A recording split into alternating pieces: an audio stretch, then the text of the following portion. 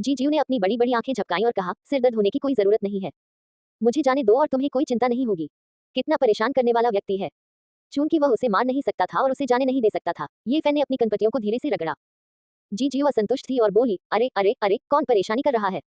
मेरे जैसे स्मार्ट और सुंदर भविष्य के अमर को उस शब्द से कैसे जोड़ा जा सकता है? तुम्हारा क्या विचार है कि मुझे तुम्हारे साथ क्या करना चाहिए? हम एक साथ कई मुश्किलों और परेशानियों से गुजरे हैं और कहां से अमर महल से भी एक साथ गुजरे हैं।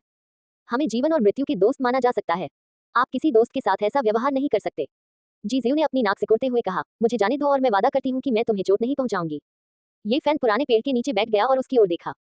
मैं तुम्हारा वादा और गारंटी लेने की हिम्मत नहीं कर सकता। जीजीऊ निराश नहीं हुई। उसकी स्पष्ट और मधुर आवाज जेड प्लेट पर गिरते मोतियों की तरह थी। उसने ये फैन को मनाने की कोशिश की। मैं जानता हूँ कि समुद्र के ऊपर चमकते चांद की खेती कैसे की जाती है। प्राचीन शक्तिशाली व्यक्तियों के पास राक्षसी शक्तियां थी, इसके पीछे एक रहस्य है। शून्य प्राचीन सूत्र में एक बहुत बड़ा रहस्य है। पूर्वी बंजर भूमि के साथ जीवन वर्जित क्षेत्र हैं। जी जीवे का छोटा सा मुंह तब तक बातें करता रहा, उसे मनाने और लुभाने की कोशिश करता रहा जब तक उसका मुंह सूख नहीं गया। हालांकि ये फैन ने बड़े चाव से सुना, उसने कुछ नहीं कहा। उसने गुस्से से ये फैन को देखा और कहा, क्या तुमने सुना मैंने क्या कहा? बेशक मैंने सुना, लेकिन तुमने इसे पूरा नहीं कहा। हर बार तुमने केवल पहला आधा हिस्सा ही कहा। सारे रहस्य और राज तुमने वापस निगल लिए। मैं बस बाकी बातें सुनने ही वाला था। क्या आप मुझे जाने देंगे या नहीं? नहीं, ये फैन ने सीधे उत्तर दिया। आपने मैंने इतना कुछ कहा और आपने केवल इन दो शब्दों से जवाब दिया। तो फिर आपने पहले ऐसा क्यों नहीं कहा? मैं बहुत गुस्से में हूँ, मेरा गला सूख गया है। जी जीवे को लगा कि उसका मुंह सूख गया है। बाकी बोलो, मुझे सुनकर खुशी होगी। जी जीव गुस्से में थी। उसने उसे घूरते हुए कहा, अगर तुम मुझे जल्द से जल्द जाने नहीं दोगे तो परिवार निश्चित रूप से इस जगह को खोज लेगा। उस समय तुम निश्चित रूप से बड़ी मुसीबत में पड़ जाओगे। हाँ, ये सचमुच परेशानी वाली बात है।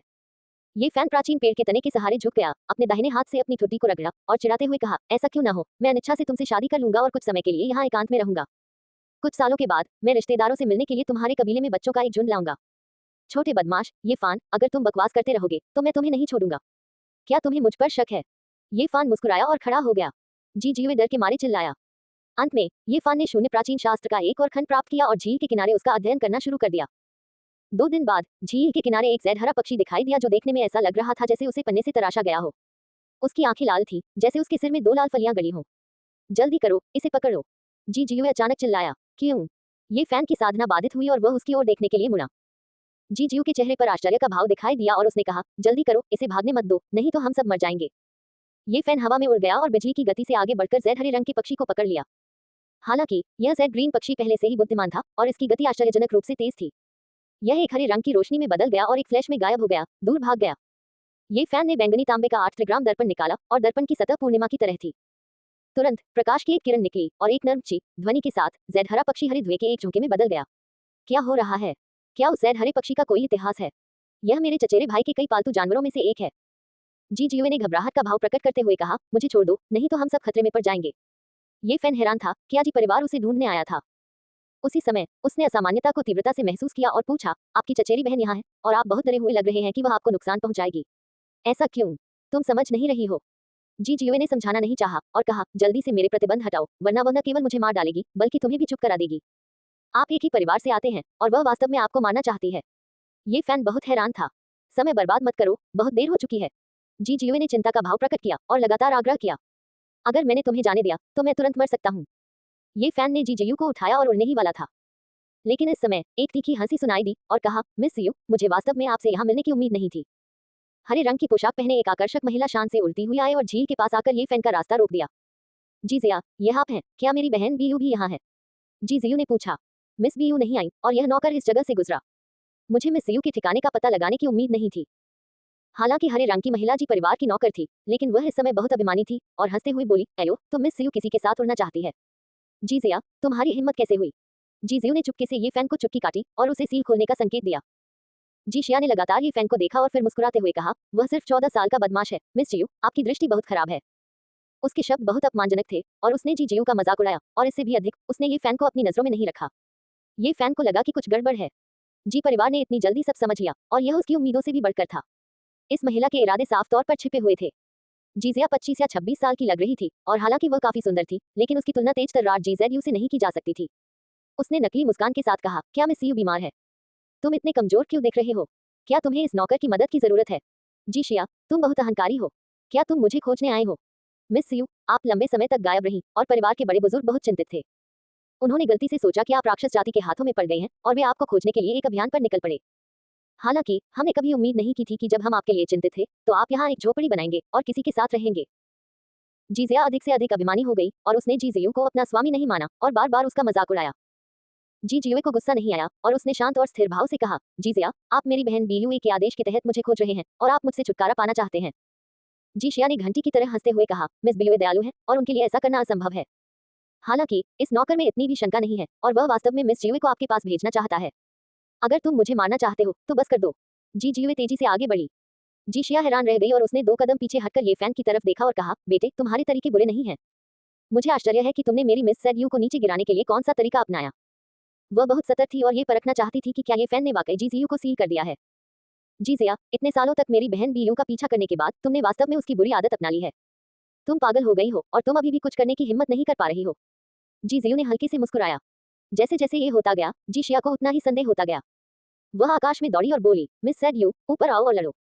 जीजियू ने अंदर ही अंदर कराहते हुए कहा, और वह वास्तव में ये फैन को काटना चाहती थी। हे। जीजिया आकर्षक ढंग से हंसी और वह एक फूल की तरह सुंदर थी और कहा, लगता है मैं बहुत ज्यादा सोच रही थी। ये कहते हुए उसने अपना हाथ हल्के से हिलाया और एक नीली बिजली आसमान से चमकी जो जीजियू पर गिर गई। स्वूश! ये फैन दौड़कर आया और जीजियू को एक तरफ खींच लिया। गड़गड़ाहट की आवाजों के बीच कुछ ऊंचे प्राचीन पेड़ नीली बिजली की चपेट में राख में बदल गए और जमीन झुलस गई। तो मिस जीयू को सचमुच पकड़ लिया गया। लेकिन ये बदमाश बहुत ताकतवर नहीं है, उसने ऐसा कैसे किया? उसने रंगीन रेत छिड़की और वह आकाश में तारों की तरह चमकने लगी, जिससे एक नेबुला बन गया जिसने नीचे के क्षेत्र को घेर लिया। ये जगह छोड़ दो, तुम उसके मुकाबले में नहीं हो। जीजियू ने ये फैन के कान में फुसफुसाया। ये फैन ने जीजियू को उठाया और बिजली की गति से झील में भाग गया। पहाड़ से बाहर उड़ने की उसकी हिम्मत नहीं हुई। एक बार उसका ठिकाना उजागर हो गया तो वह इस इलाके में खड़ा भी नहीं रह सकेगा। जल्दी से मेरा प्रतिबंध हटाओ। झील के नीचे जीजियू ने ये फैन के कंधे को जोर से हिलाया। एक मंद प्रकाश ने उन दोनों को घेर लिया और वे नीचे डूबने लगे। हे। जीशिया की हंसी सुनी जा सकती थी।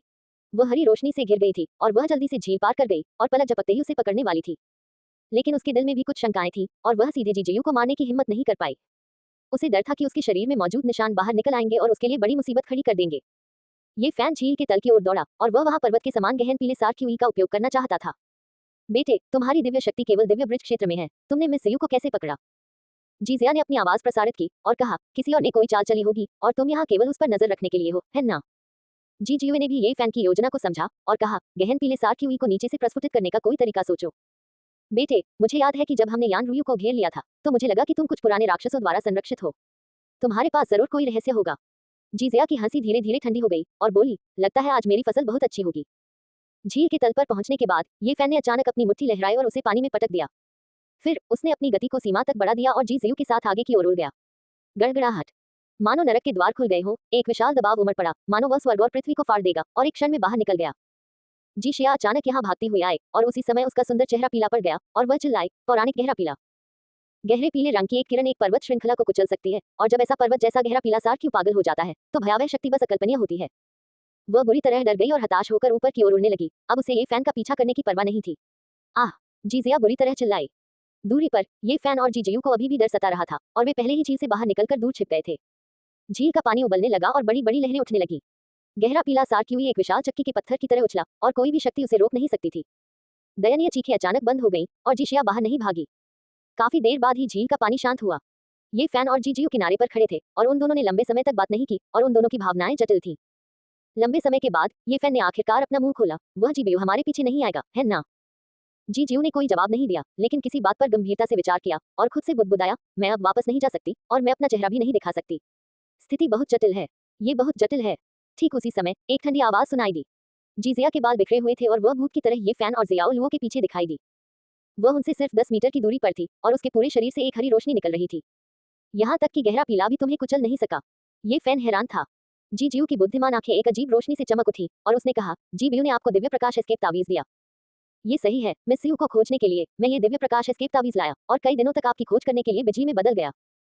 जीशिया का चेहरा क्रूर था और वह भयावह रूप से आगे बढ़ी। दुर्भाग्य से ताबीज को गहन पीले सार क्यूई ने छू लिया था और वह ढह गया। मिस यू, आप अपने रास्ते जा सकती हैं। ये फैन ने जीजियू के सामने रास्ता रोका और कहा, तुम धोखेबाज गुलाम हो। तुम मरने के लायक हो।